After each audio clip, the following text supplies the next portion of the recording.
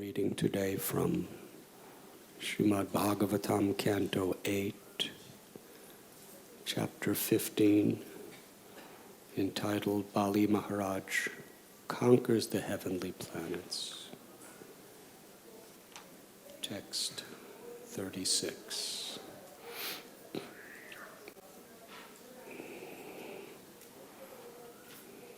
We were discussing yesterday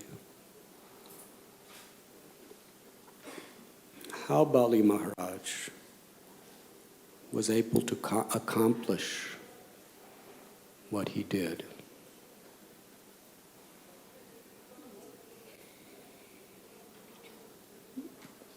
The Devas had already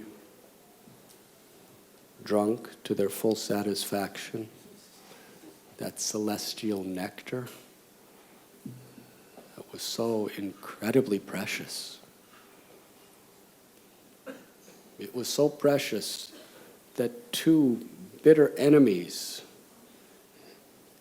for countless generations, the Asuras and the Devas, who never get along on any issue, they were actually willing to work together as allies, because there was no other way of getting that nectar. Now, we are little humans crawling around in this earth planet. But when we're speaking about these Asura race, the Dayatas and the Devas, they are extremely powerful,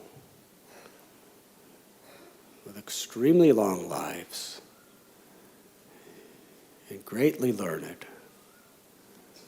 And this is how much they valued this pot of nectar. They were willing to risk their lives, work harder than they ever worked before, hand in hand with their worst enemies, because they considered this so valuable. Because it gave such strength, longevity, wisdom, power. And eventually, by the grace of the Lord, despite so many reversals, obstacles, and impossible situations, the Devas got all of it. And they conquered the Asuras. In fact, they killed Bali Maharaj. But Shukracharya, a descendant of the Bhrigu dynasty, brought Bali back to life. Bali felt so grateful that he did everything within his power to please the Brahmins, saintly people, the descendants of Bhrigu. And because he received their blessings, Brahma Tejas, he had so much power that even the strength that the nectar provided the demigods could not stand before him.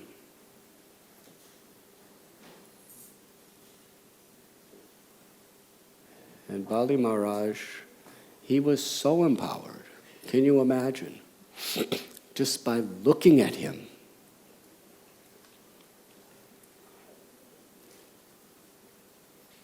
just by seeing Bali, he was so effulgent with potency that Indra and all the Devatas disguised themselves and ran away and left all their hard-earned property. Now, please understand, to get the property of Indra, it's not like you get a job and you work and you get something. Lifetimes and lifetimes and lifetimes more of performing yagyas and tapasyas and austerities. Controlling your senses, living extremely pious, performing 100 Aswamedha yagyas, which are impossible for anyone to even do one properly, unless you conquer all directions.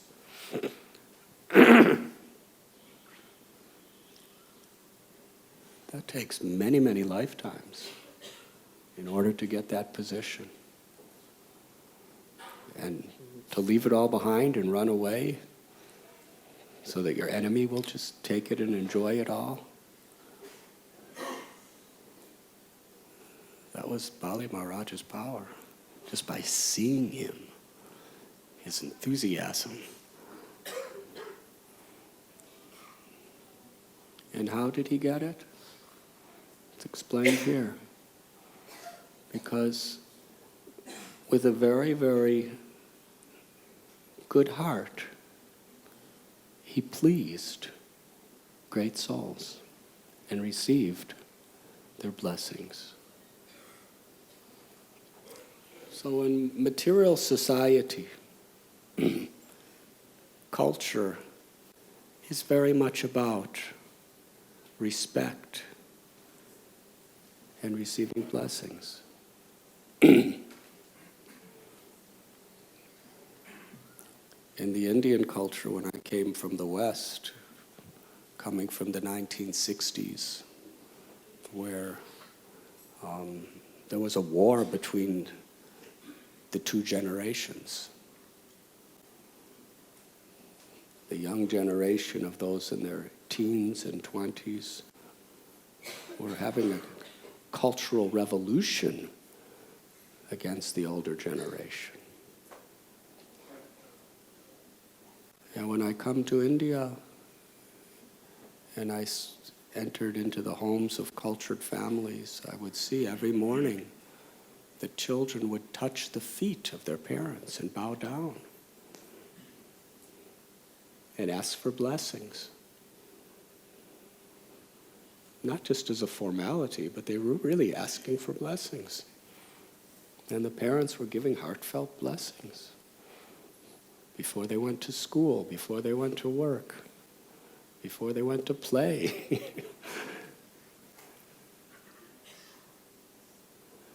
There's a certain power and protection in receiving blessings from good people. And when those blessings are coming from spiritually evolved people, then it has a very special potency. Because those who are saintly or spiritually evolved, they've taken shelter of the power of God. And the greatest power of God is grace. Grace is sweet. Grace is gentle. But it's more powerful than the wrath of God. The wrath of God can destroy planets or universes or punish people. Even the greatest rulers can be brought down to their knees. But the grace of God could lift one up, even from a very fallen, miserable situation, or from a very elevated situation. Could actually lift one up and give one entrance into the realm of eternity.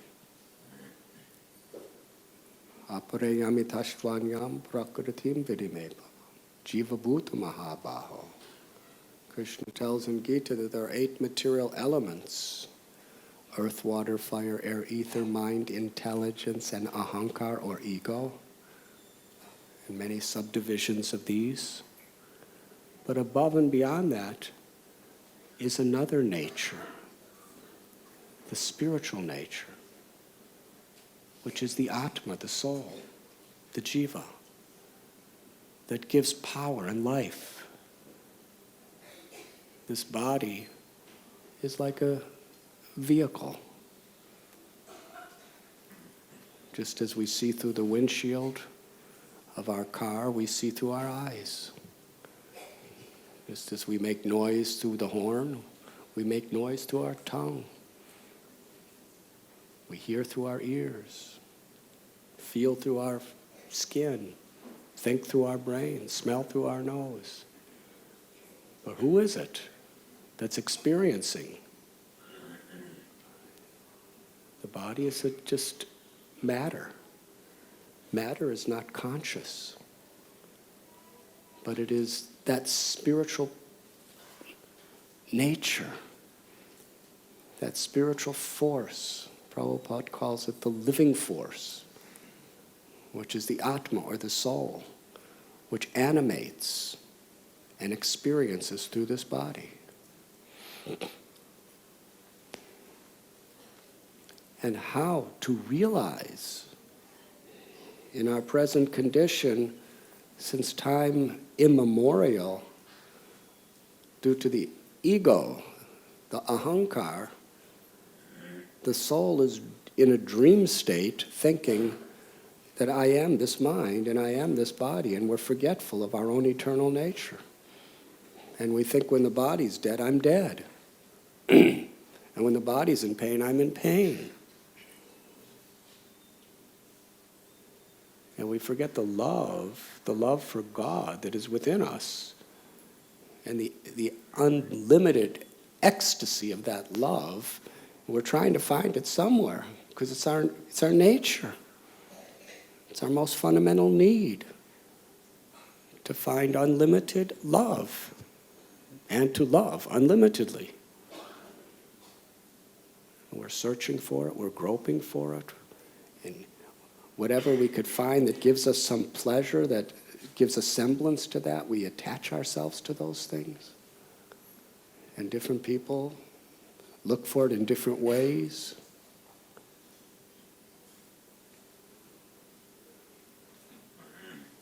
The power of grace can destroy illusion, can destroy ignorance, and awaken the true glory of the self. Reveal the inner ecstasy, and reveal our relationship with God, and reveal our relationship, our true relationship with all beings. Where there is love for God, there is natural, spontaneous compassion for every living being. It cannot be otherwise. Otherwise, that love is not awakened.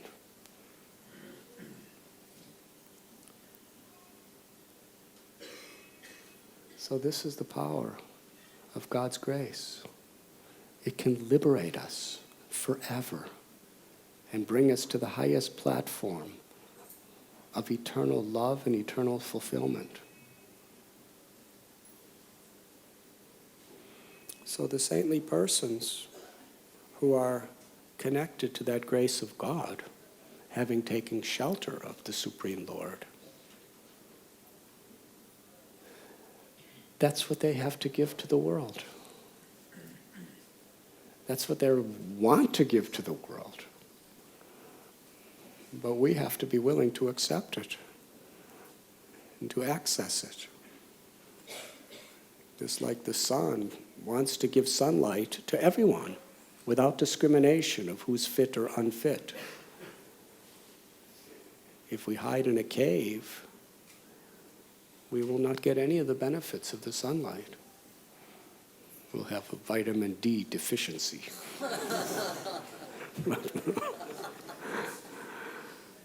We won't see anything either. But if we just go out into the sunlight, we get so many of the benefits of the sunlight. In the same way, through saintly people, God is giving the light of His grace. And that is their blessing. The blessing of great souls is giving Krishna's blessings. And that blessing is beyond the giver. To be an instrument of the unlimited is the most fantastic way of living. There's not all that much fun in doing the best you can according to what you can do. but to do the best you can and access a grace, a power that is far beyond yourself, and seeing that manifesting through you.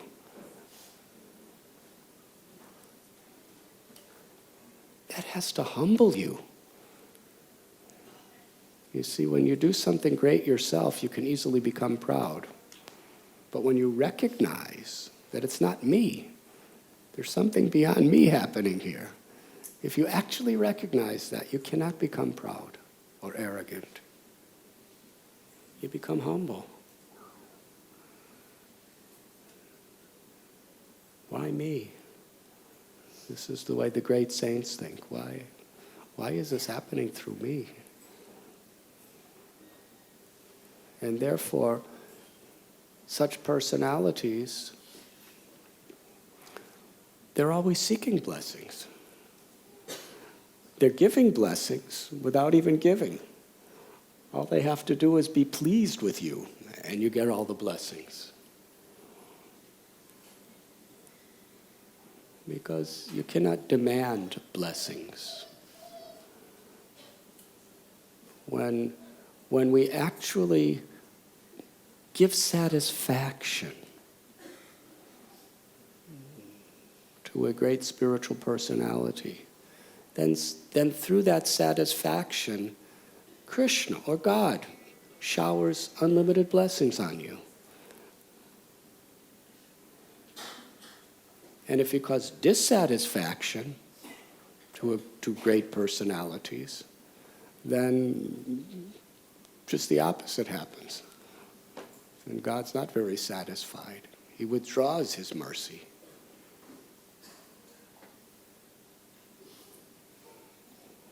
Krishna tells in one beautiful verse, Mad Bhakta Puja Vyadika, that one who serves my devotee is more dear to me than one who serves me. Like a father or a mother. If you do something to please the child, then the parents are much more happy than if you do something for them, because they love the child so much.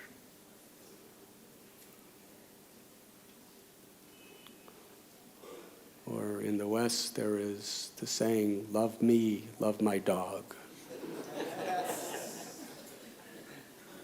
Because people become very much attached to their dogs. They put so much affection in their dog. If you give them a nice flower and then kick the dog in the face, they'll probably throw the flower in your face.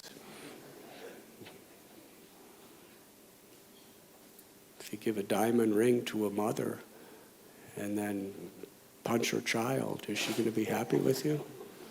Baby child? No, if you give the diamond ring to the child, she'll probably be happier. Because there's love. So, in this particular verse, Bali Maharaj, he gained such material prosperity simply because he was very eager and anxious to receive blessings.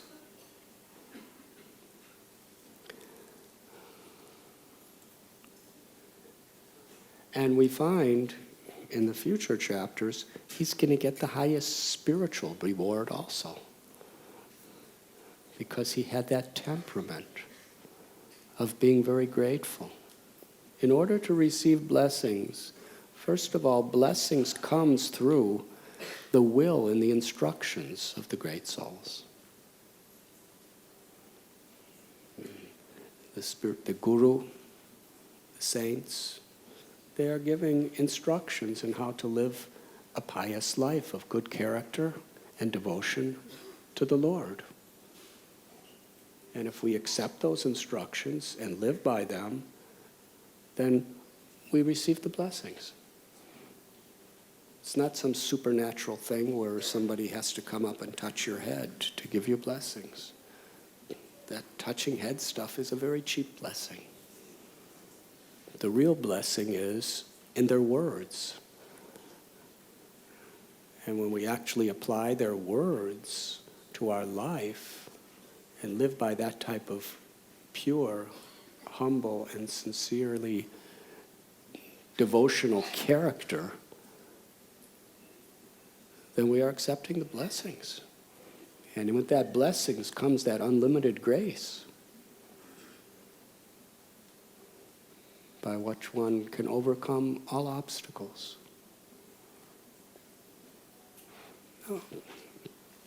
Whether you are a criminal or a saint, physically you have to die. But death is not an impediment for a person who has been illuminated by those blessings. Why? Because for such a person, consciously we realize that death is a change of clothes, that the soul lives on. And ultimately, our relationships, when we have cultivated spiritual relationship, those relationships live on. When we love a person's eternal soul, of course you can't love a person's eternal soul unless you recognize their soul, and you can't recognize their soul unless you recognize your own soul. But when we're self-realized, then our relationships take on a completely different dimension. They're not limited just to the proximity of these bodies, which are going to vanish at any time and in due course of time. When you're young, sometimes you hear it, but it just doesn't really make any difference because we have so much energy and we think we have so long to live. But little Prahlad was 5 years old, and he was teaching the same idea, Bhagavad Dharma, to his 5-year-old classmates. And they were revealing their minds to Prahlad. Why are you telling us? We're only 5 years old. All this stuff about God and self-realization, this is for old people who are about to die, because they don't really have that much else to look forward to. But we have whole lives ahead of us. Prahlad said, Komara achare pragyo dharman bhagavataniha. It's actually for 5-year-old children.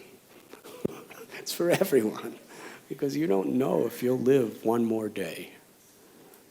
There's no guarantee for anyone. We see it, but we don't believe it. A few years ago, right here in the temple, I remember it was about 4 o'clock in the morning, and everything started shaking. And the windows were going, and the doors were going, and at that time we had our orphanage downstairs, and they were all screaming, but they were screaming Krishna's name, so it was quite sweet. But they were really screaming Krishna's names. Do you remember, Govinda? It wasn't like Krishna, Krishna. They were screaming Krishna's names because there was an earthquake. And the whole building was trembling, shaking, and it felt like it was on the verge of just collapsing right on our heads. So brahmacharis, children, everybody was chanting.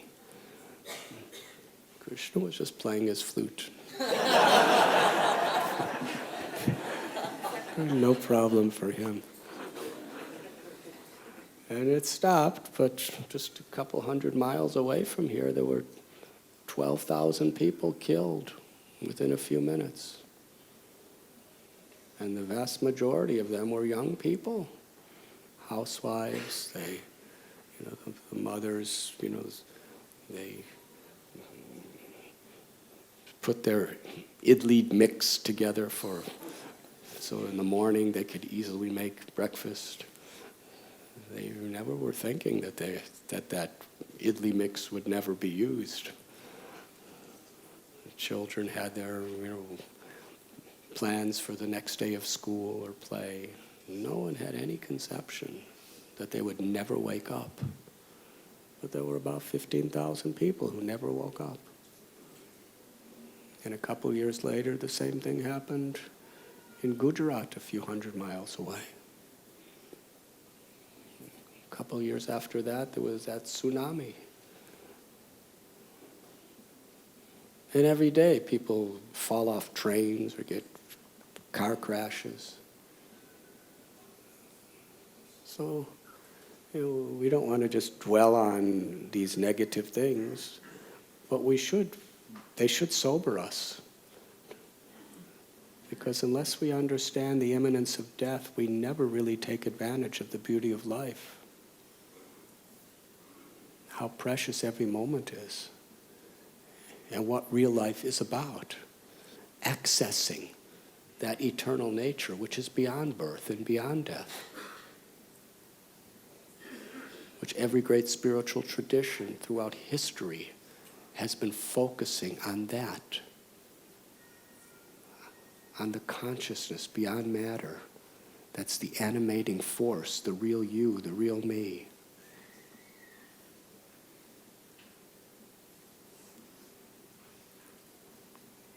So instructions in how to live in harmony with our true self, that is God's blessing to the world. If a person's sick and you cure them of a disease, even by some miracle, that's not as much a blessing as awakening a person's divine consciousness. Because they're going to get sick again. And they're going to die. So it's just a temporary measure. When they asked our Gurudev, Prabhupada, can you show me a miracle? Can you make ashes? Can you make gold? Can you make jewelry? Can you cure sick people? Prabhupada was very humble. He said, I have gone to the West and made hippies into happies. In other words, just people who were lost. Gave them direct connection to their eternal blissful nature and to God, to Krishna. Raised them above death. That is actually the birthright of every human being. Atato Brahma Jigyasa. That's the greatest purpose of human life. It's the greatest opportunity within human life.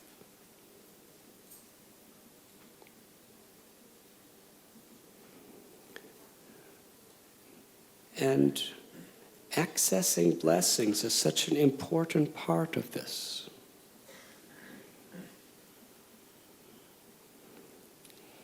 Even when the Supreme Lord descends, he teaches by his own example.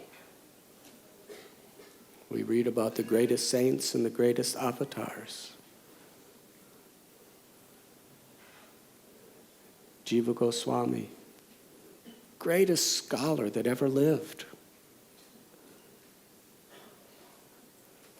But yet, he considered himself to be just a humble instrument of his guru, Rupa Goswami's blessing.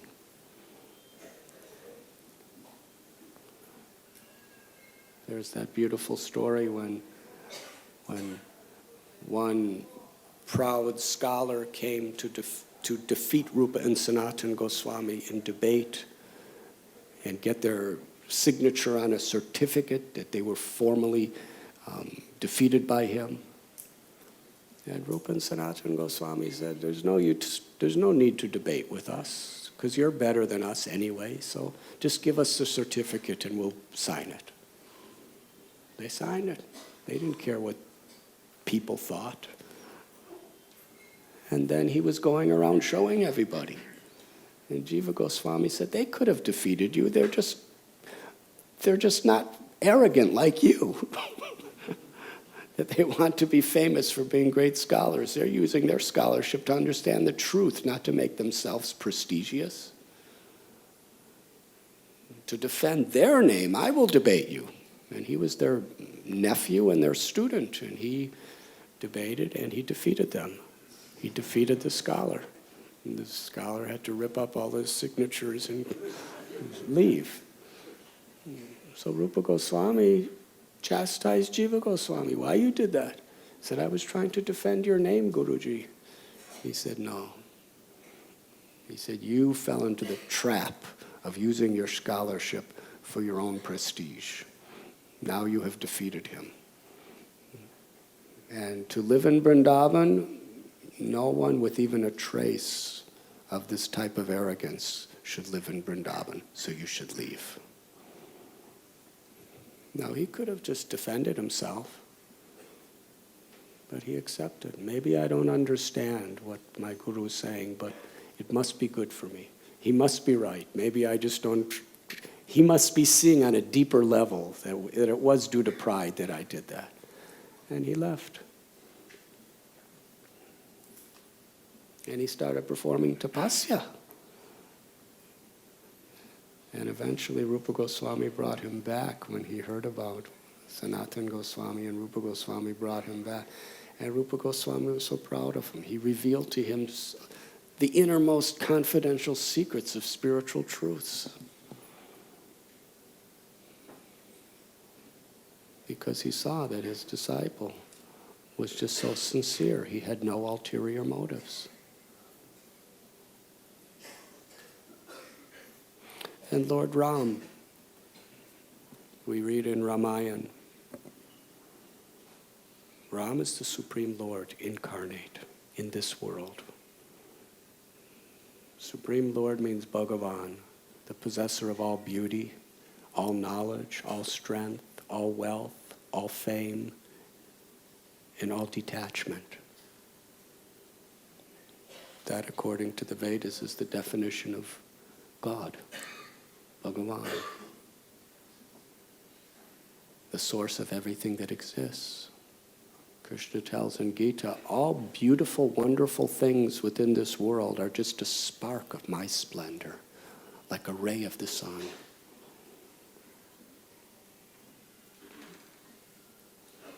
So when Ram was living in Ayodhya, the great saint, Vishwamitra, he came to the to the court.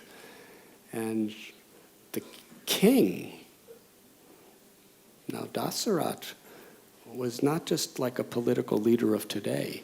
He was actually a king.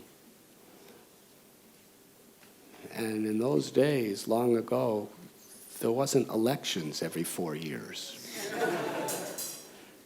Where you had to campaign and you had to make allies with enemy parties just to somehow or other get enough seats so that you can be in your situation. And then you have to compromise with all different types of lobbyists, otherwise they'll withdraw their support and their funding. Yes, today, in those days, a king was a king till he decided to give the kingdom to his son or a queen, whatever. A very powerful person, massive armies, tremendous wealth, and it was for life. Now, usually people who have that type of power, practically absolute power, when you're a king of a massive kingdom, and all the citizens loved him because he ruled with such compassion and he had no ulterior motives. He was really there for them. Because in the Vedic system, everyone is a servant. No one is a master.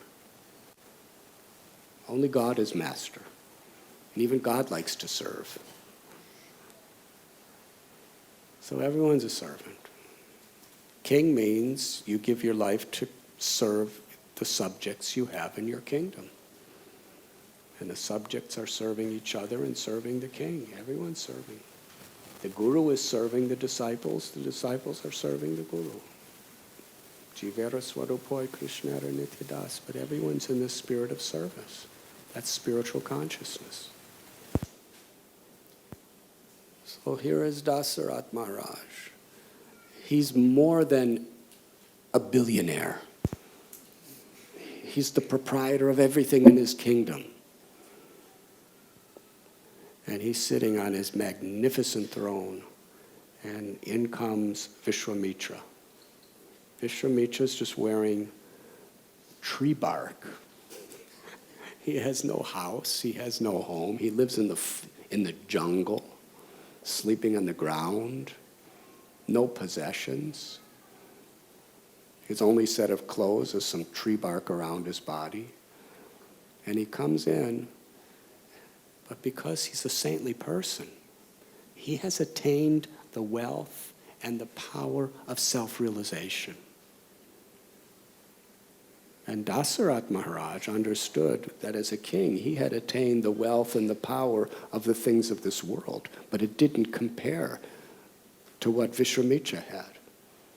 So from his heart, he came down off his throne and put Vishwamitra on his throne and washed his feet. Such a humble position.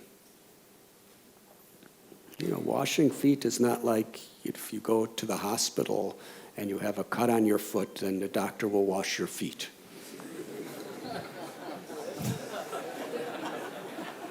But it's not like that.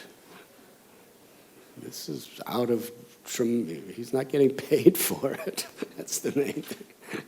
He's not doing it to treat Vishwamitra Muni. He's doing it to actually, from his heart. You are great, I am small. And then he asks for Vishwamitra Muni's blessings. He said, whatever I have is only due to the blessings of saintly people. So please give me instructions and give me blessings. Now the thing about this blessing stuff is you have to be prepared. If you just ask expecting to get what you want, it may not be like that. So Vishwamitra Muni said, oh yes, here is my blessing. Give me your son, Ram.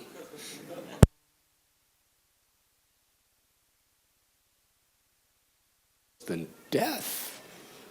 He loved his son. And for Dasarat, Ram,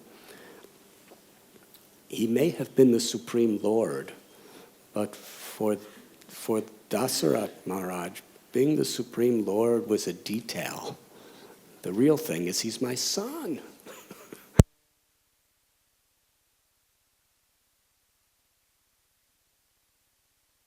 As a boy who was depending on him, who was still very young, he was only a teenager.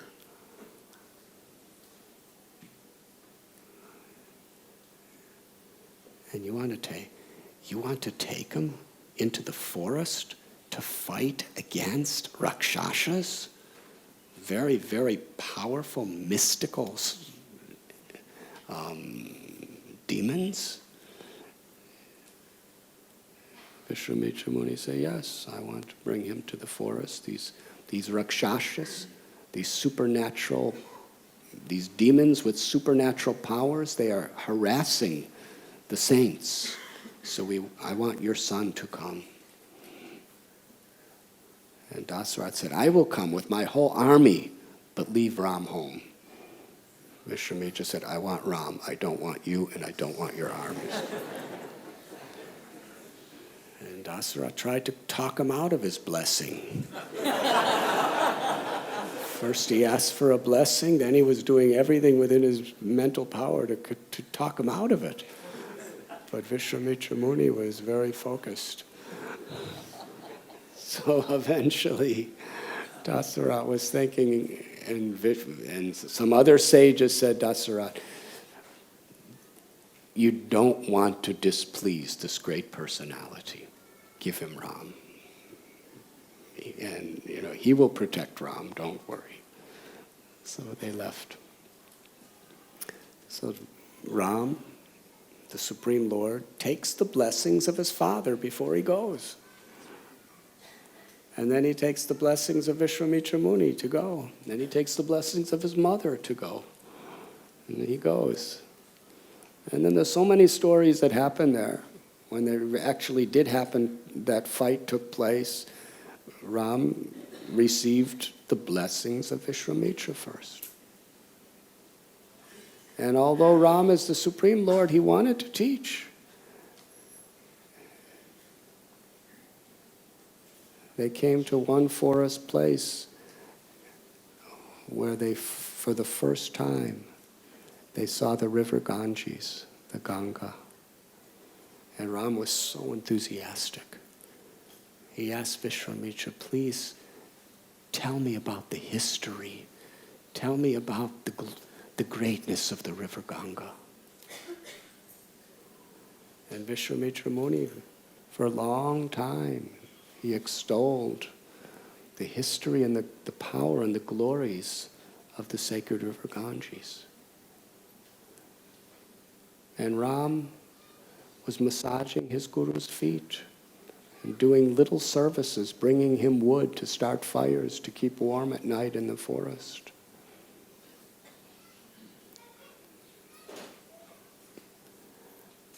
And then Vishwamitra Muni led them toward Mithila. Mithila, the kingdom of Janak. And Vishwamitra Muni told Ram and his brother Lakshman that here in this beautiful kingdom there is an ancient bow. And anyone who could lift and string this bow will get Sita, the princess's hand, in marriage. Ram and Lakshman listened. When they came into the kingdom, Janak Maharaj heard Vishwamitra Muni's come. So he first sent ministers there to greet him. Then Janak himself, that king of that kingdom of Mithila, brought Vishwamitra into his court, put the sage on a throne, washed his feet, honored him, said, how can I serve you? Please give me your blessings.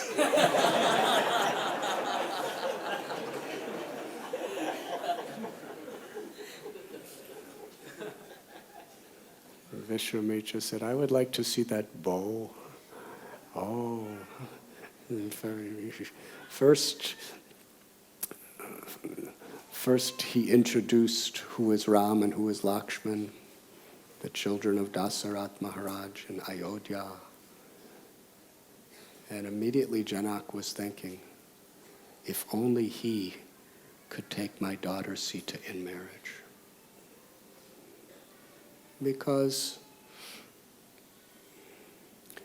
well, actually, Janak told the story of the bow to Vishwamitra. He said, long ago there was a great battle of the Devas and the Asuras, and Lord Shiva personally gave his own bow to the Devas. But there was no need for it at that time. So the Devas handed it down, they gave it to my great forefather, and this bow has been worshipped within our kingdom for many, many generations.